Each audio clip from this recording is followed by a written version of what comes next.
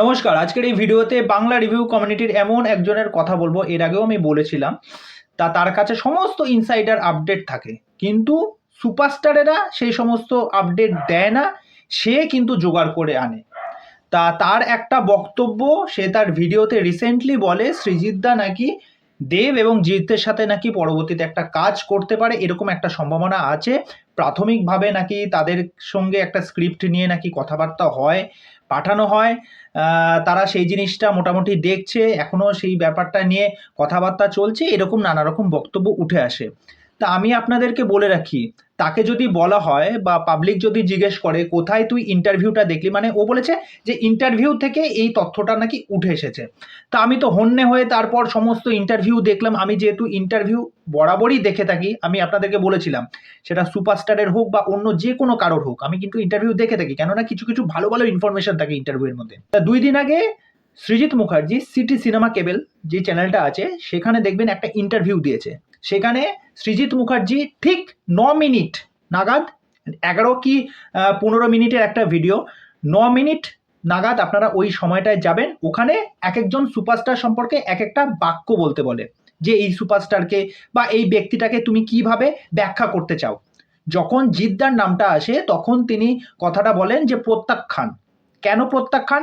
কেন তিনি তখন আক্ষেপ করে বলেন সৃজিত মুখার্জি যে তার জিদ্দার কাছে তিনি জুলফিকার নিয়ে গেছিলেন, জিৎ সেটা করেনি। তারপর হচ্ছে মিশর রহস্যের একটা চরিত্র আছে, যেটা করলে জিৎ করলে দারুণ হতো, কিন্তু জিৎ সেটা করতে চায়নি। এবার সেটা কেন করতে চায়নি, না করতে চায়নি, সেই বিষয়টা তিনি কিন্তু খোলসা করেননি। তখন তাকে বলা হয় যে আপনি কি পরবর্তীতে জিতের কাছে আবার স্ক্রিপ্ট নিয়ে যাবেন? তখন সৃজিত মুখার্জি বলে হ্যাঁ, অবশ্যই যাব। জিতের সাথে আমার বরাবর ভালো কথা হয়, জিতের সাথে খুব ভালো সম্পর্ক। ওর সাথে যে কোনো যখন নতুন কোনো প্রজেক্ট বা নতুন কোনো চরিত্র বা নতুন কোনো ক্যারেক্টার নিয়ে যখন চিন্তা ভাবনা করি, যে এই ক্যারেক্টারটা, তখন আমি জিতকে ফোন করি যে দেখো তো এই ক্যারেক্টারটা আমাকে করে দেখাও তো, বা এই জিনিসটা আমাকে বলো তো কেমন হবে। তা আমার মধ্যে সেই ইগোর ব্যাপারটা নেই। মানে তিনি এটাও বলছেন যে আমার সাথে কারোর যদি সম্পর্ক খুব খারাপ হয়ে থাকে বা খুব ভালো হয়ে থাকে, যাদের সাথে আমার খুব বাজে দিকে সম্পর্ক চলে গেছে, আমি সেই সমস্ত মানুষদেরও কিন্তু কাজ দিয়েছি, তাদের কাছে যে কোনো বিষয় নিয়ে কথাবার্তা বলতে গেছি। সিনেমার ক্ষেত্রে আমি এই সব জিনিস বা ইগো, এই জিনিসটাকে কখনোই আনতে চাই না এবং কখনো আনিও না। পরবর্তীতে যদি হয় কোনো কাজের ক্ষেত্রে আমাকে জিতের কাছে যেতে হয়, আমি জিতের কাছে অবশ্যই যাব। এটা কোনো বড় বিষয় নয়। আপনারা সিটি সিনেমার যেই ইউটিউব চ্যানেলটা আছে, ইউটিউব চ্যানেলে ওই ইন্টারভিউটা দেখুন। ঠিক 9 মিনিটের মাথায় গিয়ে ওই জায়গাটার বক্তব্যটা আপনারা শুনতে পারবেন। আর আমাদের এখানে সেই নির্লজ্জ মালটা ওইটাকে বাড়িয়ে চাড়িয়ে, ভাই তোর যদি সত্যি ওই ইন্টারভিউটা যদি থাকে, তুই আমাকে পার্সোনালি আমাকে ইনস্টাগ্রামে দেখা যে সৃজিত মুখার্জি এই কথাটা বলেছে। মানুষজনকে মানে গান্ডু বানিয়ে এতদিন, মানে ভালো ভিডিও করছিস, আপডেট দিচ্ছিস, হিন্দি সিনেমা নিয়ে কথা বলছিস, বাংলা সিনেমা নিয়ে কথা বলছিস, তা পাবলিকগুলোকে কেন এরকম উদ্গান্ডু বানাস? মানুষ মানে অপেক্ষা করে বসে থাকে যে হ্যাঁ, দেবজিৎ এই নামটাকে ইউজ করে তাদের নাম ভাঙিয়ে এই যে একটা হ্যাক, এই জিনিসটা করে দিনের পর দিন মানুষকে মুরগি করে যাচ্ছে। মানে লজ্জা, মানে বিন্দু মাত্র লজ্জা নেই, এতটা নির্লজ্জ হয়ে গেছে। এর আগেও একটা আপডেট দিয়েছিলিস যে জিদ্দার নাকি সিনেমা আসতে চলেছে বস 3। তারপরে কয়েকদিন পরে একটা ভিডিওতে বললি আক্ষেপ করে, না এটা খুব আক্ষেপের সুরে বলছি, জিদ্দার এবছরে কোনো কাজ আসছে না। তা আমি বলি যে এই মিথ্যা রটনাগুলো কেন, কিসের জন্য ছড়াস? তা অনেকে হয়তো এই বিষয়টা নিয়ে বলবে যে না, তুমি কেন ওকে বললে? হ্যাঁ, যেইগুলো আপডেট দেয়, তখন সেই আপডেটগুলো হতে পারে পরবর্তীতে আসতে পারে। আরে ভাই, অফিসিয়াল আগে আপডেট আসুক।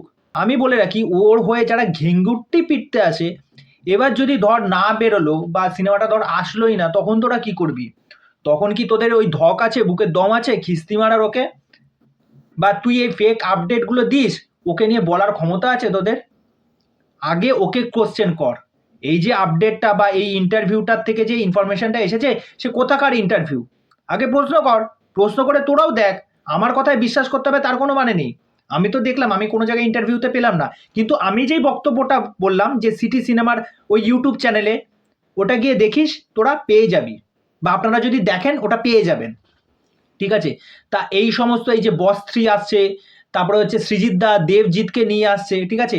এবং রাজ চক্রবর্তী তখন সন্তানের সময় একটা ইন্টারভিউতে বলেছিল যে দেবজিৎকে নিয়ে আসাটা বিরাট টাফ ব্যাপার।